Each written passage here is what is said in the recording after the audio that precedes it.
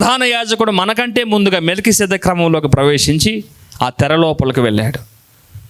తెర లోపలికి ఎవరు వెళ్ళాలండి? అమ్మా, మామూలు మనిషి వెళ్ళొచ్చా?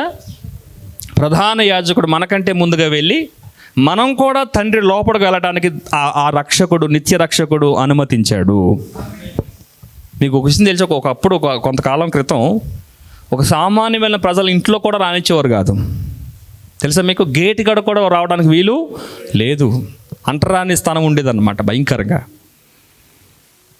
యేసు ద్వారా మన తండ్రి లోపలికి, తెర ద్వారా మన లోపలికి వెళ్ళటానికి ఈ ప్రధాన యాజకుడు మనకున్నాడు. నిత్య రక్షణ. చెప్పండి, ఏ రక్షణ? నిత్య రక్షకుడు. దేవునికి మహిమ కలుగునుగాక. హెబ్రీయులకు రాసిన పత్రిక 7వ అధ్యాయం 26వ వచనంలో అంటాడు, హెబ్రీ పత్రిక 7:26, పవిత్రుడును నిర్దోషియు నిష్కల్మషుడును పాపులలో చేరక. ఈ పదాలు మీరు వినాలి, చదవాలండి. ఒకసారి అందరూ బైబిల్ తీయండి. పర్వాలేదు, ఒక 5 నిమిషాలు లేట్ అయినా ఏం కాదు. బైబిల్ తీయండి. ఏమంటున్నాడు అక్కడ? 1, పవిత్రుడును నిర్దోషియు, బిగ్గరగా చెప్పండి, నిష్కల్మషుడు అనండి. మరొకసారి అనండి, నిష్కల్మషుడును పాపులలో చేరక ప్రత్యేకముగా ఉన్నవాడును ఆకాశ మండలము కంటే మిక్కిలి హెచ్చైన వాడునైనా ఇట్టి ప్రధాన యాజకుడు మాకున్నాడని మీరు అన్యులతో చెప్పగలరా? అమ్మా చెప్పండి, యేసు ప్రభు గురించి ఏంటంటే ఈ వాక్యం మీ నోట్లో ఉండి చెప్పగలరా? చూడకుండా చెప్పండి ఒకసారి. ఎవరైనా ట్రై చేయండి. ఒక 3 టైమ్స్ మళ్ళీ చదవండి. పవిత్రుడును నిర్దోషియు నిష్కల్మషుడును పాపుల్లో చేరక ప్రత్యేకంగా ఉన్నవాడును ఆకాశ మండలము కంటే మిక్కిలి హెచ్చైన వాడునైనా ఇట్టి ప్రధాన యాజకుడు మాకు దేవుడై ఉన్నాడండి. యేసు ప్రభు అండి. యేసు అది ఒకటే కాదు, ఇవన్నీ ఆయన గుణగణాలు మీరు చెప్పాలి. ఎందుకే కదా దేవుడు మనల్ని ఏర్పరచుకున్నాడు. ఎందుకు ఏర్పరచుకున్నాడు? ఆయన గుణాతిశయములను ప్రచురించాలి మనము. పవిత్రుడును నిర్దోషియు నిష్కల్మషుడునైనా పాపులలో చేరక ప్రత్యేకింపబడినవాడు. ఎందుకు ఆయన నిత్య రక్షకుడు అని అడుగుతారు మిమ్మల్ని. అడగరా? లోకస్తులు అడగరా? యేసుప్రభులో నిత్య రక్షకుడా అని అడిగేవారు ఉంటారు. అప్పుడు మీరు చెప్పాలి, ఎలా నిత్య రక్షకుడు అయ్యాడు ఆయన అంటే మీరు చెప్పండి. ఆయన పవిత్రుడును నిష్కల్మషుడు, ఏ కల్మషం లేదు ఆయనలో. ఆయన లంచం పుచ్చుకున్నాడు.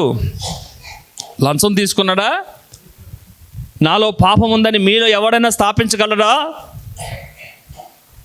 దేవునికి మహిమ కలుగునుగాక. చెప్పండి, పవిత్రుడును నిర్దోషి నిష్కల్మషుడు పాపులలో చేరక ప్రత్యేకించబడిన వాడైనా ఆకాశ మండలం కంటే హెచ్చైగా. మొన్న సండే స్కూల్ పిల్లలు గిఫ్ట్లు ఇచ్చినట్టుగా మీకు గిఫ్ట్లు ఇస్తాను చెప్పండి. కంటత వాక్యాలు ఆలు కాదు, మనం పట్టాలి కంటత.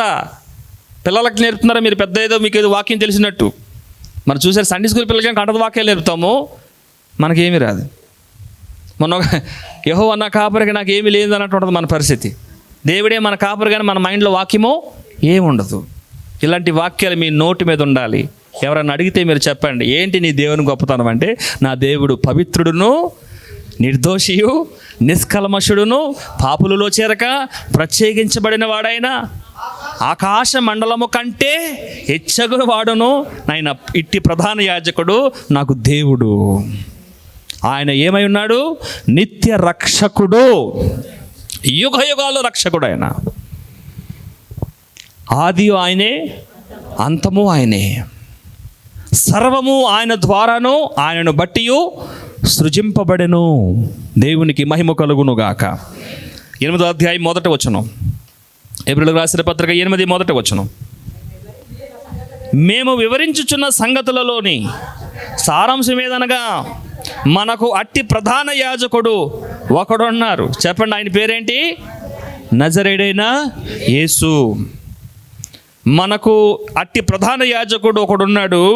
ఆయన పరిశుద్ధాలయమునకు అనగా మనుషుడు కాక ప్రభువే స్థాపించిన నిజమైన గుడారమునకు. ఆమేన్. ఇప్పుడు ఎంత గొప్పగా చదువుతున్నాం. ఆయన ఏమైనాడట? ఎవరికి పరిచారకుడు? మనుషుడు కాక ప్రభువే స్థాపించిన నిజమైన గుడారమునకు. ఎవరు స్థాపించిన గుడారం అంటే ఇది? ప్రభువే స్థాపించిన నిజమైన గుడారమునకు పరిచారకుడై ఉండి పరలోకమందు మహామకుని సింహాసనముకు కుడిపార్శ్వమున ఆసీనుడాయను. దేవునికి మహిమ కలుగునుగాక. ఇలాంటి వచనాలు మీరు చదువుతున్నప్పుడు నిజంగా క్రీస్తు రక్తంలో కడగబడి రక్షణ పొందిన వ్యక్తి అయితే ఒళ్ళు పులకరించిపోవాలా. నీ తండ్రి గురించి, నీకు దేవుని గురించి, నీ నీ నీ రక్షకుడి గురించి వింటున్నప్పుడు లోపడున్న ఆత్మ గంతులు వేయాలా. ఎవరు వందనాలు చెప్పింది? ఎవరండి? ఎలిజబెత్తేనా? మరియమ్మ వెళ్ళి ఎలిజబెత్కి వందనాలు చెప్పగానే లోపడున్న యోహాను గారు గంతులు వేసాడట. ఒక ఆయన అన్నాడు, ఆయనకు అప్పుడే బాప్తిస్మం అయిపోయింది అన్నాడు. అందరికి బాప్తిస్మం ఇచ్చి యోహానికి ఎవరిచ్చారు బాప్తిస్మం అంటే? మరియమ్మ వెళ్ళి ఎవరు ఎలిజబెత్కి వందనాలు చెప్పగానే లోపల గంతులు వేసాడు కదా, అక్కడే ఆయనకు అభిషేకం అయిపోయింది అన్నాడు ఒక ఆయన. భలే కవి కదా ఆయన. గర్భంలో ఉన్న యోహానే గంతులు వేసాడంట వాళ్ళ వందనాలు వచనాలు విని. కొంతమంది ముత్యాలు రాలిపోతున్నట్టు ఇట్లా అంటారు తలకాయ. వందనాలు కూడా సంపూర్ణంగా చెప్పరండి తల్లులు. నాకు సేవకుడిగా నాకే వందనాలు చెప్పరు, వీళ్ళకి సహోదరులకి ఏం చెప్తారు? రెండు చేతుల్లో జోడించండి అమ్మా, చెప్పండి. నమస్కారానికి ప్రతి నమస్కారం ఏంటి ఉందా? చెప్పండి. పక్కన వాళ్ళు చెప్పండి. వందనాలమ్మా. ఒక మంచి స్మైల్ ఇవ్వండి. ఏం నేర్చుకుంటున్నాం మనం? ఏం నేర్పుతున్నాం? చక్కగా వందనాలు చెప్పండి. ప్రేమగా పలకరించండి. మీరు పలకరిస్తున్నప్పుడు వాళ్ళ కష్టాలు తొలగిపోతాయి. మీరు చూపించే నిష్కలంకమైన ప్రేమలోనే ఎన్నో సంతోషాలు దాగుంటాయండి. అదే కదా దేవుడు సంఘంలో నాటిన గొప్పతనము. ఆమేన్. నిష్కల్మషుడును, పవిత్రుడును, నిర్దోషి, పాపము లేనివాడు, ఆకాశము కంటే ఎచ్చగవాడు, ఇట్టి ప్రధాన యాజకుడు మనకు సరిపోయినవాడు. దేవునికి మహిమ కలుగును గాక. చెప్పండి, దేవునికి మహిమ కలుగును గాక. 9వ అధ్యాయము 11వ వచనం, హెబ్రీయులకు రాసిన పత్రిక 9:11 అంటాడు, అయితే క్రీస్తు రాబోచున్న మేలుల విషయమై ప్రధాన యాజకుడుగా వచ్చి తానే నిత్యమైన విమోచన సంపాదించి,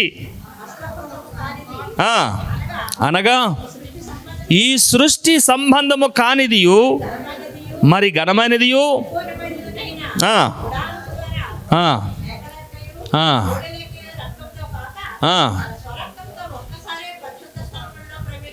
ఆమేన్ చెప్పండి. కోడిల యొక్కయు మేకల యొక్కయు రక్తముతో కాక తన స్వరక్తముతో, సహోదరుడా ఎలా కడిగాడంటే మనలను? మేకల రక్తం, కోడిల రక్తం కాకుండా తన స్వరక్తముతో మనలో శుద్ధి చేశాడు ఒక్కసారే. అది మన రక్షణకున్న గొప్పతనం. చాలా విలువైనటువంటి రక్షణ ఇది. కాబట్టి ఇట్టి రక్షణ మనం ఏం చేయకూడదు? నిర్లక్ష్యం చేయకూడదు. ప్రధాన యాజకుడు మనకున్నాడు. గట్టిగా చెప్పండి, మనకు ఎవరున్నారు? ఎవరున్నాడు రా మీకు అంటే మీరు చెప్పండి. ప్రధాన యాజకుడు ఉన్నాడు. ఏంట్రా ప్రధాన యాజకుడు అంటే ఏంటి చెప్పండి, మొదలెట్టండి. పవిత్రుడును, నిర్దోషియు, నిష్కలంకమషుడును, పాపులలో చేరక ప్రత్యేకించబడిన వాడు, ఆకాశ మండలము కంటే ఎచ్చగువాడు. ఎవరికైనా ఉందా ఈ అడ్రస్? ఎవరికైనా ఉందండి ఈ అడ్రస్? ఎవరికైనా ఉందా ఈ ఘనత? ఎవరికైనా ఉందా? ఒకరి గురించి మనం విమర్శించాల్సిన అవసరం లేదు. మన తండ్రి గొప్పతనం మనం చెప్పుకుంటే చాలు. ఆ పేర్లు ఎవరికైనా ఉన్నాయా? ఏ మనుషులైనా చెప్పగలరా? అలాగా ఆ విధంగా చెప్పగలరా? ఆకాశ మండలం కంటే ఎచ్చగువాడు. దేవునికి మహిమ కలుగునుగాక. ఈ పదాలు మీరు పలుకుతున్నప్పుడే దురాత్మలు బంధించబడతాయి యేసునామములో. మీరు గమనించాలి, మీ నోటితో పలకాలవి. రక్షణ వచ్చేసింది కరెక్టే. ఆ రక్షణలో మీరు ఆనందించాలంటే మీరు ఈ పదాలు పలుకుతున్నప్పుడే మిమ్మల్ని శోధిస్తున్న దుష్టుడు భయపడి పారిపోతాడు. దేవునికి మహిమ కలుగునుగాక. 10వ అధ్యాయము హెబ్రీ పత్రిక 10:21-22 వచనాలు. హెబ్రీయులకు రాసిన పత్రిక 10వ అధ్యాయం 21-22 వచనాలు అంటాడు, దేవుని ఇంటి పైన మనకు గొప్ప యాజకుడు ఒకడున్నాడు గనుకను మనస్సాక్షికి కల్మషం తోచకుండానట్లు ప్రోక్షింపబడిన హృదయములను గలవారమగును, నిర్మలమైన శరీరములు గలవారమునై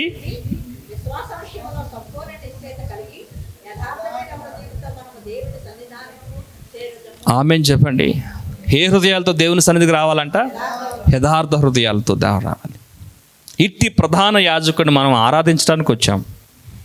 వీళ్ళు ఎంతమంది పాస్టర్ గారి కోసం మందిరానికి వస్తారు? ఒక వారం చర్చికి రాకపోతే ఏదైనా కీడొస్తుందేమో భయపడి ఎంతమంది మందిరానికి వెళ్తారు? ఆదివారం మందిరానికి వెళ్ళకపోతే మనశ్శాంతి పోతుందేమో అని ఎంతమంది మందిరానికి వస్తారు? అసలు నిజానికి మందిరానికి ఎందుకు రావాలి?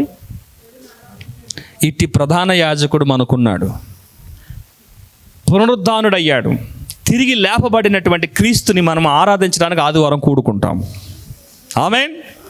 ఎందుకు ఆదివారం మీరు మందిరానికి వెళ్ళాలంటే మీరు విశ్రాంతి దినమని చెప్పకండి, మీరు చెప్పండి పునరుద్ధానపు ఆరాధన. ఈరోజు మాలో ఉన్న దైవిక శక్తి రావడానికి ఆ పునరుద్ధపు ఆరాధనే కారణము. మమ్మల్ని రక్షించడానికి మరణించి మమ్మల్ని కాపాడటానికి లేచి వచ్చిన యేసు ప్రభు వారిని ఆరాధించే దినము పునరుద్ధపు ఆరాధన. మరి ఆరాధనకే లేకుండా కేవలం వాక్యానికి వస్తే ఏంటి పరిస్థితి?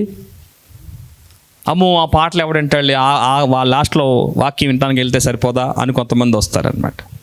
అసలు ఆదివారమే ఆరాధన దినమా లేకపోతే ఏ దినము? వాక్య దినమా? ఆదివారం వాక్య దినాడు అని అన్నారు మీరు. ఆదివారం వాక్య దినమా ఆరాధన దినమా? ఆరాధన అంటే ఏంటి? అందరూ ఏకకంఠంతో ఆరాధించటమే కదా.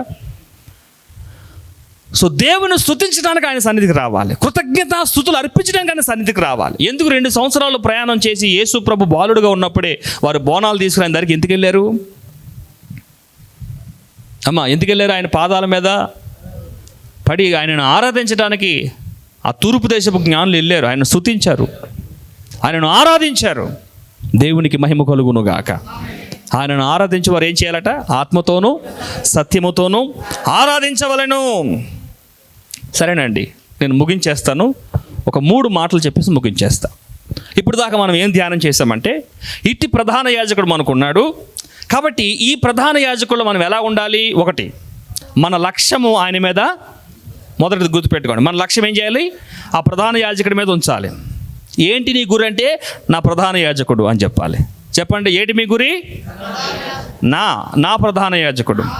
నా లక్ష్యం ఏంటంటే నా ప్రధాన యాజకుడు. ఆమేన్. సో ఇట్టి ప్రధాన యాజకుడు నాకు చాలినవాడు. రెండోది ఏంటి? ఇట్టి ప్రధాన యాజకుడు నాకు చాలినవాడు. మూడోది, నువ్వు ఏదైతే ఒప్పుకున్నావో దానిని నువ్వు గట్టిగా పట్టుకోవాలి. ఇది ఇంతవరకు ఓకే, రైట్. యేసుక్రీస్తు వారి లోకానికి రిక్తుడుగాను దాసుడుగా వచ్చి సిలువ మరణము నొందినంతగా తగ్గించుకొని రిక్తుడిగా మారి సహోదరులుగా మారి ఆయన ప్రధాన యాజకుడిగా మారాడు. అంటే ఎలా మారాడంటే సంఘానికి శిరస్సుగా మారాడు. అమ్మా వింటున్నారా? మొదట సంఘం కోసం ఏం కావాల్సి వచ్చింది? ఆయన సహోదరుడు కావాల్సి వచ్చింది, తగ్గించుకోవాల్సి వచ్చింది, దాసుడు కావాల్సి వచ్చింది. ఎప్పుడైతే దాసుడు అయ్యాడో, తగ్గించుకున్నాడో, సహోదరుడిగా మారాడో ఆ సంఘానికే తండ్రి ఆయన ఏం చేశాడు? శిరస్సుగా మార్చేశాడు. ఆమేన్ చెప్పండి. ఇదన్నమాట. ఇప్పుడు 3వ భాగంలోకి వెళ్ళి నేను ముగించేస్తాను. 3వ భాగం ఏంటంటే మనకు ప్రధాన యాజకుడు ఉన్నాడు కదా. పేతురు రాసిన మొదటి పత్రిక 2వ అధ్యాయం 5వ వచనము. పేతురు రాసిన మొదటి పత్రిక 2వ అధ్యాయము 5వ వచనము. యేసుక్రీస్తు ద్వారా దేవునికి అనుకూలములగు ఆత్మ సంబంధమైన బలులను అర్పించుటకు, ఆగాలి, ఆత్మ సంబంధమైన బలులు అనండి, శరీర సంబంధమైన బలులు అనండి. శరీర సంబంధమైన బలులు అంటే ఏంటి? ఈయన దానియేలు గారు ఒకసారి అడిగాడు నన్ను, బలిపీఠం అంటున్నారు, ఇక్కడ ఎవరిని బలిస్తున్నారండి అన్నాడు ఆయన. అప్పుడు మన విజయప్రసాద్ రెడ్డి బోధల్లో ఉండేడు అప్పుడు ఆయన. అన్నాడా లేదా? అన్నావా? ఎవరిని బలిపీఠం అంటే బలిచ్చేది కదా అన్నాడు. నాకు సౌండ్ లేదు. ఇప్పుడు నేనేం చెప్పాలి ఈయనకి? అయ్యా అది శరీరానుసారం, అప్పటికప్పుడు దేవుడు నాకు కూడా జ్ఞానం ఇచ్చి అది శరీరానుసారమైన బలులు, అక్కడ మేకల్ని, కోడెల్ని, దూడల్ని భరించేవారు. ఇది ఆత్మ సంబంధమైన బలిపీఠాలని చెప్పినాయిగా. ఈ బలిపీఠం కాడికి వచ్చి హృదయాలు కుమ్మరిస్తారే, హృదయాలు పగులుతాయి కదా, అదే ఆత్మ సంబంధమైన బలి అన్నాను. అది వాక్యంలో రాయబడి ఉంది. ఇప్పుడు చదవండి మీరు ఒకసారి. క్రీస్తు యేసు ద్వారా దేవునికి అనుకూలములకు ఆత్మ సంబంధమైన బలులను అర్పించుటకు పరిశుద్ధ యాజకులుగా ఉండునట్లు, ఇక్కడ ఆగాలి మీరు, బలులు అర్పించుటకు, పరిశుద్ధ యాజకులుగా ఉండుటకు. అనండి ఒకసారి బిగ్గరగా. బలులు అర్పించుటకు, పరిశుద్ధ యాజకులుగా ఉండునట్లు మీరును సజీవమైన రాళ్ల వలె నుండి ఆత్మ సంబంధమైన మందిరముగా కట్టబడుచున్నారు. అంటే ఇక్కడ యాజకులు ఎవరు? మీరు ఇక్కడ లేరా? ఉన్నారా? యేసు ప్రభు ఒకడైనా యాజకుడు, మనం కూడా యాజకులమేనా? ఆయన ఎవరు? ప్రధాన యాజకుడు. మనం ఎవరమే? ఆయన తర్వాత యాజకులమే, ఆయనను వెంబడిస్తున్న యాజకులము. ఆ మాట క్లియర్గా ఉంది అక్కడ. మళ్ళీ చదవండి. యేసుక్రీస్తు ద్వారా దేవునికి అనుకూలములగు ఆత్మ సంబంధమైన బలులను అర్పించుటకు పరిశుద్ధ యాజకులుగా ఉండునట్లు. ఏ యాజకులుగా ఉండునట్లు? మనందరం ఎవరుగా ఉండాలి? ఆమేన్. తర్వాత పరిశుద్ధ యాజకులుగా ఉండునట్లు మీరును సజీవమైన రాళ్ల వలె నుండి ఆత్మ సంబంధమైన మందిరముగా కట్టబడుచున్నారు. అందుకే పాస్టర్ గారు మీకు విసుకొచ్చిన 1-4 సార్లు ఆ వాక్యాలు చదివిస్తున్నాడు. మీరు కట్టబడుతున్నారు, మీరు రేపబడట్లేదు, కట్టబడుతున్నారు. కొన్ని ప్రసంగాలు రేపుతాయి మనల్ని పైకి, అలాగా ఊహల్లో మేళగడతాం. తెలుసా మీకు? పొందుకో అభిషేకం అంటే ఇటు ఊగిపోతాడు అక్కడ. ఇదిగో ఈ సంవత్సరంలో దేవుడికి అద్భుతం చేయబోతాడంటే అద్భుతం కోసం ఎదురు చూస్తాడు, ఎప్పుడు వస్తుందా అని. రాదు. అది వస్తుందా చెప్పండి? దేవుడు ఎందుకు ఏర్పరచుకున్నాడు మనలను? పరిశుద్ధ యాజకులుగా ఉండుటకు మీరు కట్టబడుచున్నారు. అంటే కట్టబడుతున్నప్పుడు టాపీ తీసుకుని ఇటుకని కొట్టడా? అయ్యా ఇటుకని ఏం చేస్తాడో కొట్టి ఆ ఇరుకులో పెట్టి దాన్ని సిమెంట్ వేసిపోతాడు. మళ్ళీ కొంచెం మూలకెళ్ళక ఒక ఇటుక అడ్డొస్తుంది అనమాట. ఆ మొక్కను పూర్చడానికి మళ్ళీ ఇటుక కొట్టి ఆ మొక్క పెట్టి గోడ కడతాడు అనమాట. అలాగే మనలో కూడా ఒక్కొక్క కొట్టి కూర్చోబెడతాడు ఇక్కడ. లేకపోతే నువ్వు బతకవు కదా. ఒకడు హెచ్చు ఒకడు తగ్గు ఉంటుంది. చూడండి, చిన్న గ్యాప్ ఉంటుంది. ఆ గ్యాప్లో ఇటుక కూర్చోబెట్టలేము. అప్పుడు ఏం చేయాలి? ఇటుకని కొంచెం కట్ చేయాలి. నేను అది అంట కదా అని కట్ చేస్తాడు దేవుడు. కూర్చో అక్కడ అంటాడు.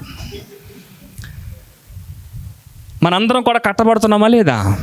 ఎందుకు కట్టబడుతున్నాం? పరిశుద్ధ యాజకులుగా ఉండుటకు. ఆయన యాజకుడు అవ్వడానికి ఏం అవ్వాల్సి వచ్చింది? సహోదరుడు కావాల్సి వచ్చింది. మరి మనం యాజకులుగా కావడానికి ఏమవ్వాలి? కట్టబడుతున్నాము. కట్టేటప్పుడు ఏం చేస్తాడు? కొట్టి ఒక్కొక్క ఇటుక మామూలుగా విధేయత కలిగిన ఇటుకలు ఉంటాయి కొన్ని. ఏ ఇటుకలో విధేయత కలిగిన ఇటుకలు మాత్రం ఏం కొట్టడు, అలా పెడతాడు అన్నమాట. కొన్ని ఇటుకలకి పిలకలు ఉంటాయి అన్నమాట. ఈ ఇటుకలకి ఒకడు కొట్టి ముక్క చేసి ఆ ముక్కనే పెడతాడు. నన్ను ముక్క చేస్తావా? అవును, నిన్ను ముక్క చేయాలి. నీ చేతిలో రొట్టెను నేనయ్యా, వీరువు యేసయ్యా, వీరువు యేసయ్యా, ఆశీర్వదించు. చెప్పండి, ఏమవ్వాలి? ఇటుక ఇరవాలి. ఇరబడితేనే ఆ గ్యాప్ ఫుల్ అవుతుంది అనమాట. అప్పుడు సజీవమైన రాళ్ళుగా మనము తయారు చేయబడతాం. ఇటుక లేకుంటే విలువ ఉండదు. ఇటుక గోడ కడితేనే దానికి విలువ. సో మనము సజీవమైన రాళ్ళుగా ఉండి కట్టబడుచున్నామండి. సజీవమైన రాళ్ళుగా ఉండి కట్టబడుచున్నాము. చెప్పండి, సజీవమైన రాళ్ళేనా? సజీవమైన రాళ్ళుగా ఉండి కట్టబడుచున్నాము. ఆత్మ సంబంధమైన మందిరముగా కట్టబడుచున్నాం. అందుకే మందిరంలో మీకు కొంచెం ఉదాహరణ ఇసుక వస్తుంది. చెప్తున్నాను కదా మీకు, ఇది ఉద్యోగ ప్రసంగాలు కాదు. మీకు వాగ్దానాలు ఇచ్చుకుంటూ మిమ్మల్ని రేకెత్తిస్తూ మిమ్మల్ని ఊహల్లో పరిగెత్తించే కాలం పోయింది. మనం మంచి దినాల్లో ఉన్నాము, మనం అపాయకరమైన దినాల్లో ఉన్నాము. పరలోకం కొరకు సిద్ధపడాల్సిన వారమై ఉన్నాము. ఆయన సంఘాన్ని తీసుకెళ్తాను కానీ రాబోతా ఉన్నాడు. నువ్వు ఇంకా కట్టబడకుండా ఇంకా నిన్ను చూసుకుని అతిశయిస్తూ నా చదువేంటి, నా లెవెల్ ఏంటి, నేనేంటి, చెప్పండి ఏం చేస్తాడు అప్పుడు ఆయన? చెప్పండి ఏం చేస్తాడు? నిన్ను గోడలో పెట్టి కట్టాలి కాబట్టి కొట్టి చెక్కి లేక ఆయన సరిచేసి ఆయన నిన్ను మందిరముగా కట్టునుగాక. ఆమేన్.